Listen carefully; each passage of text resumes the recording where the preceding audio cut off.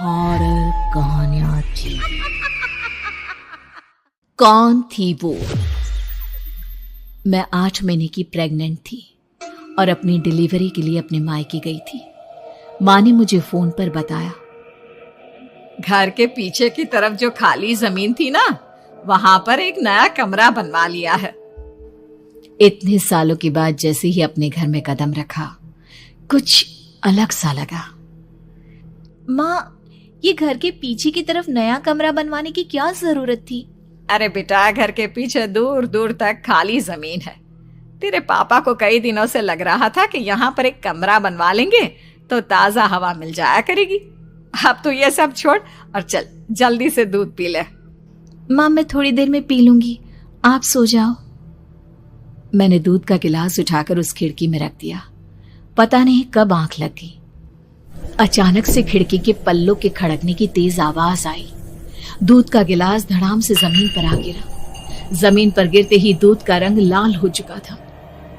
मैंने खिड़की से झांक कर बाहर देखा। चारों तरफ धुप अंधेरा था। उस अंधेरे की तरफ से कुछ आवाजें आ रही थी, जैसे छोटे बच्चे आपस में खिलखिलाकर मस्ती कर रहे हो।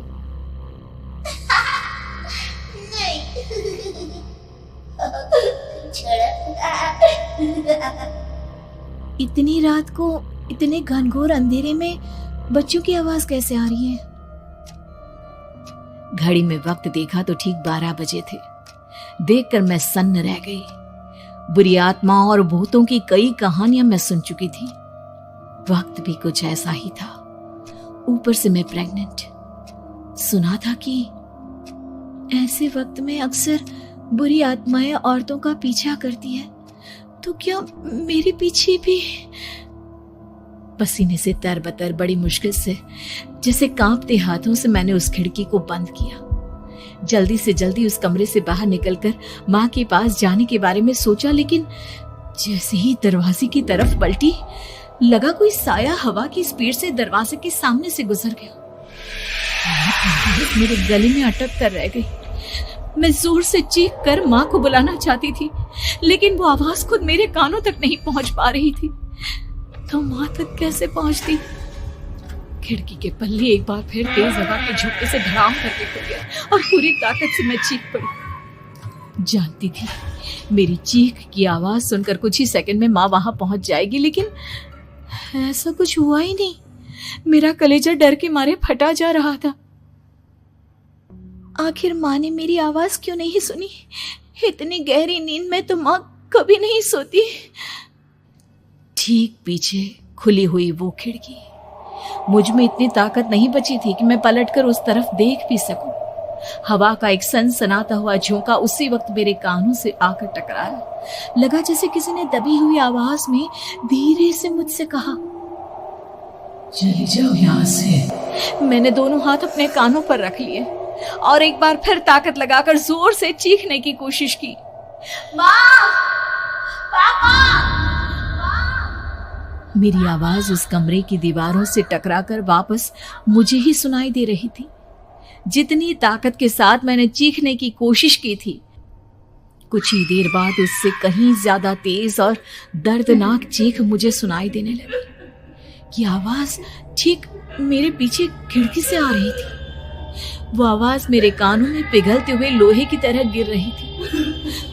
उन आवाजों में हैवानियत थी।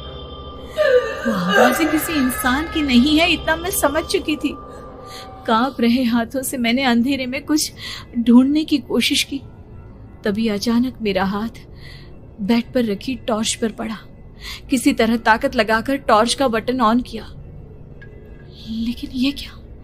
सामने दरवाजे पर 3 छोटी लड़कियां खड़ी हुई थी। उनके हाथ में स्टील के चमचमाते हुए चाकू थे।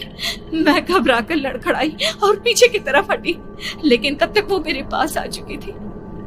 उनकी गर्दन टेढ़ी थी और उनके हाथों के वो चाकू मेरे पेट को निशाना बनाने को तैयार। मैं जोर से चीखी, नहीं, छोड़ दो मेरे बच्चे को, मत मारो, मत मारो, छोड़ दो मेरे बच्चे को। सोनाली, क्या हुआ बेटा? तू इतनी डरी हुई क्यों है? उठ बेटा, क्या हुआ? हड़बड़ाकर मैंने अपनी आंखें खोली। देखा तो दिन निकल आया था। माँ मुझे जगा रही थी। मेरा चेहरा पूरा पसीने से लथपथ था। क्या हुआ बेटा, तुमने कोई बुरा सपना देखा क्या? मैं अभी तक अपने पूरे होश में नहीं थी। वो मेरे बच्चे को मार देगी माँ, वो लड़की मेरे बच्चे को। मैंने घबराकर अपने पेट को छुआ। सब कुछ ठीक था। और वो दूध जो रात को यहाँ पर गिर गया था, उसका रंग लाल हो गया था। माँ ने हंसते हुए दूध का गिलास मुझे दिखाया। तुमने दूध पिया ही नहीं, पूरा का पूरा ऐसे ही रखा हुआ है। तुमसे कहा था ना सोनाली, सेहत के लिए लापरवाही ठीक नहीं बेटा। लेकिन मैंने तो सब कुछ अपनी खुली आंखों से देखा था।